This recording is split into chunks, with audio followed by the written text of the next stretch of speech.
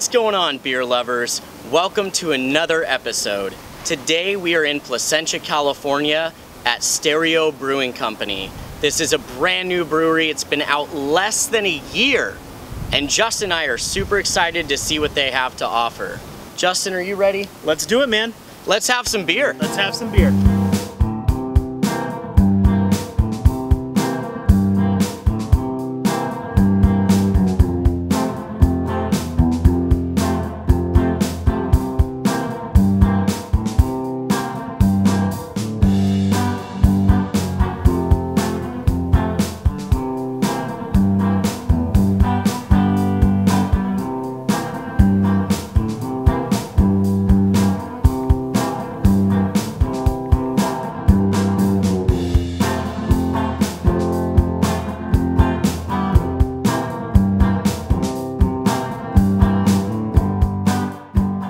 Alright guys, class is in session. Here is today's history lesson about Stereo Brewing.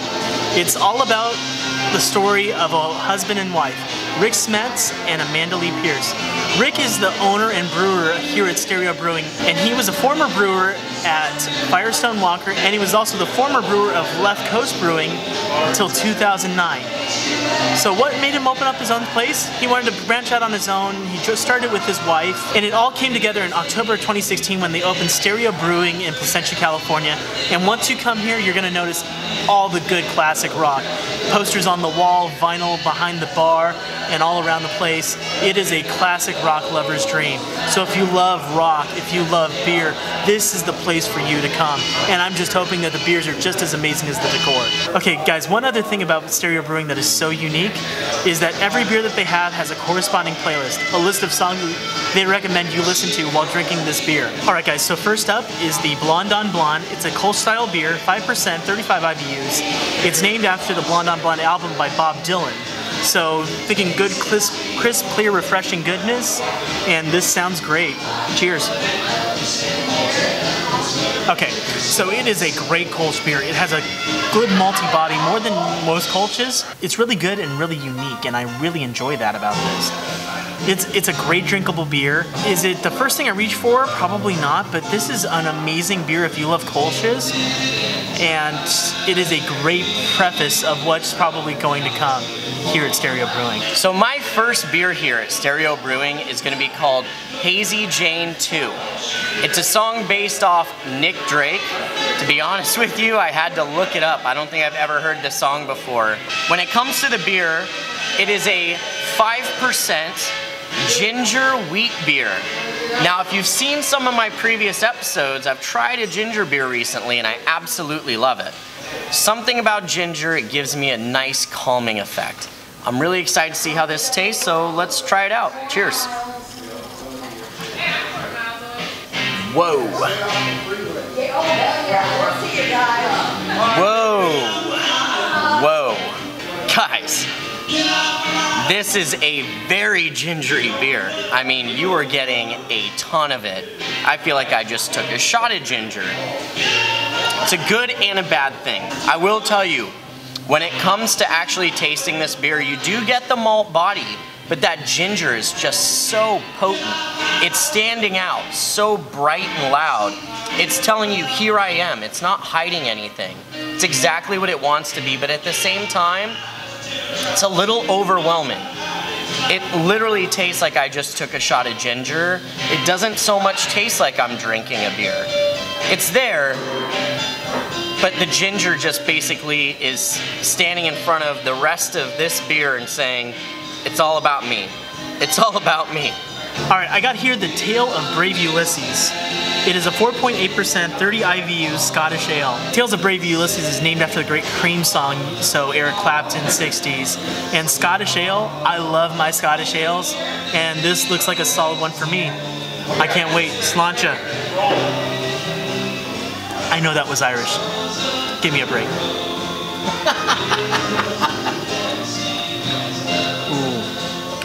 Okay, this has to rank up there with some of my favorite Scottish ales that we've had.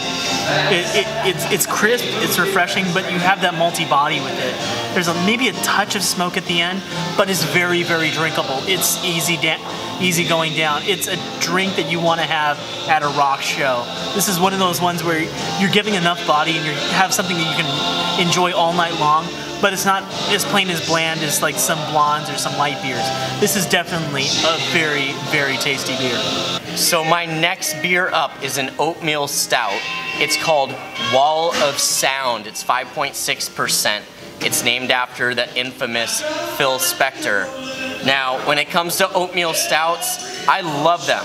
They're smooth, they're creamy, they're light, they're delicious. They're typically, for me, more of a winter style beer, maybe a little bit of spring. I guess now that the sun's starting to come out in Southern California, this might be the way to go.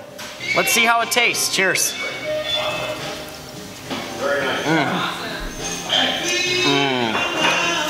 So this beer has a fantastic coffee flavor to it, but it's not heavy. It's not like most coffee beers that I taste where that is like the predominance of the beer. You are getting those dark malt flavors out of this beer. You're also getting that smooth, creamy oatmeal texture. The mouthfeel on this is amazing. Now, when it comes to the actual finish of this beer, I would say it falls a little short. I'm not getting much. But really, more than anything, it's the body that's the star of this. As soon as you take a sip of this drink, you are taken to a place that is just comforting and enjoyable and warm. This is something that I would totally drink next to a fireplace with some friends, just enjoying a beautiful evening together. All right, I got the Big Star Pale Ale. It's the 5.5%, 38 IBUs Pale Ale that they named after the band from the 70s, Big Star. They were a big power pop band. I hope that their name lives up to their beer right here. Cheers. It's a solid, solid pale ale. You're getting nutty, malty, hoppy goodness.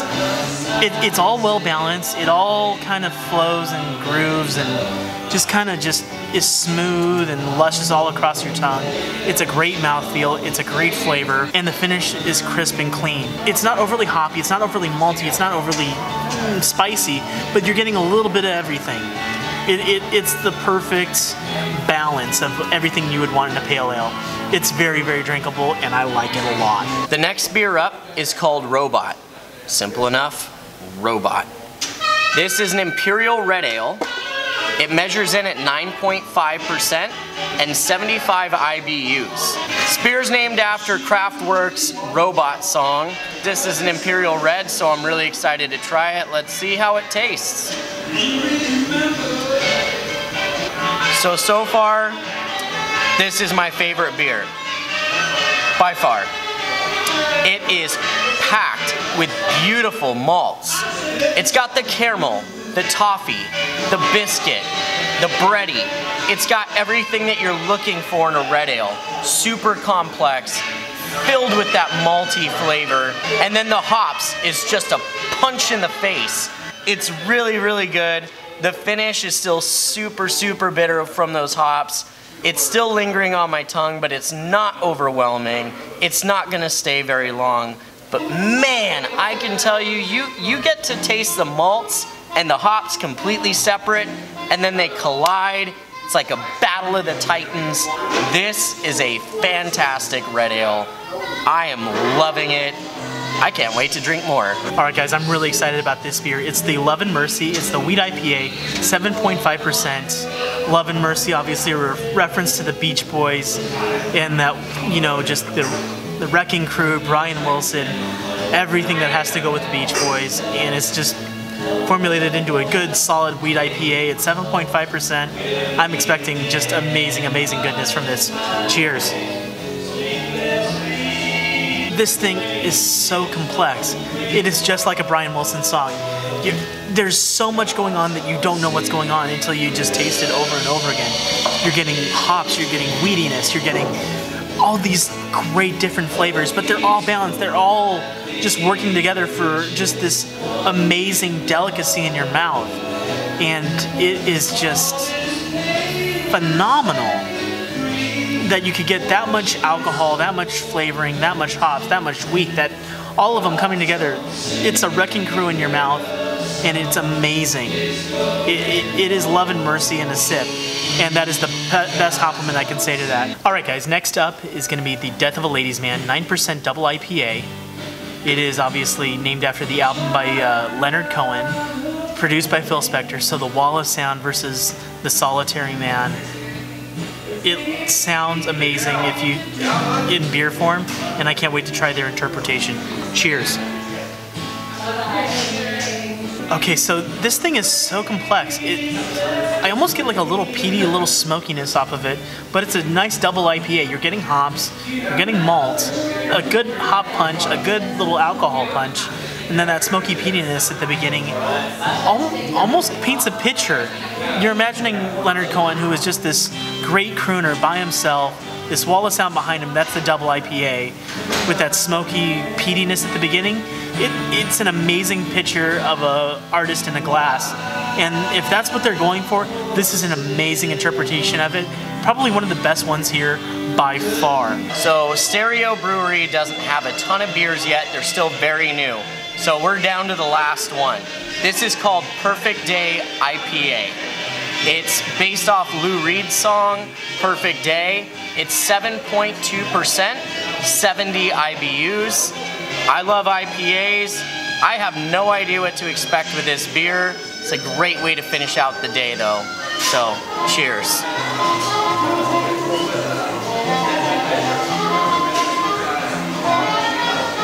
So this beer is definitely a danky IPA. You are getting some really strong bitter notes.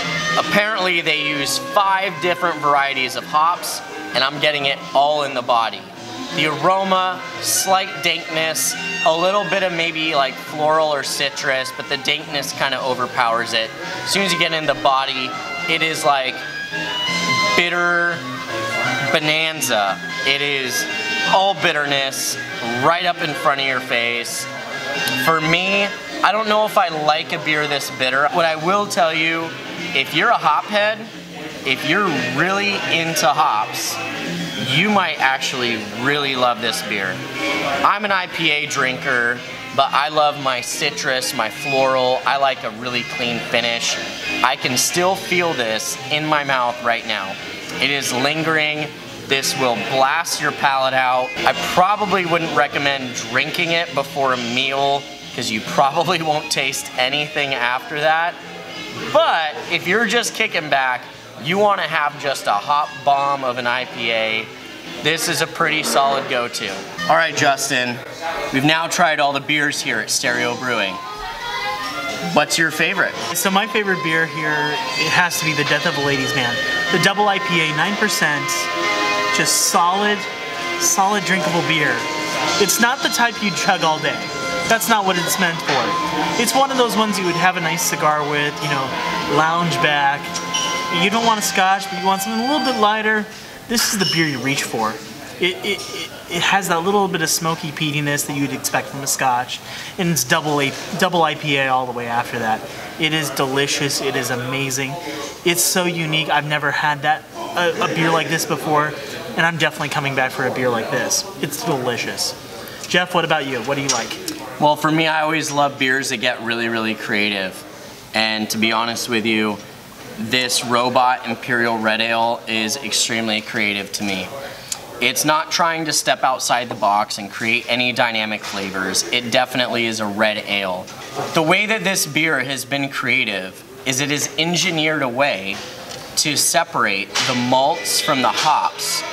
You are going into this beer saying, oh my God, this is a sweet, malty, delicious red ale.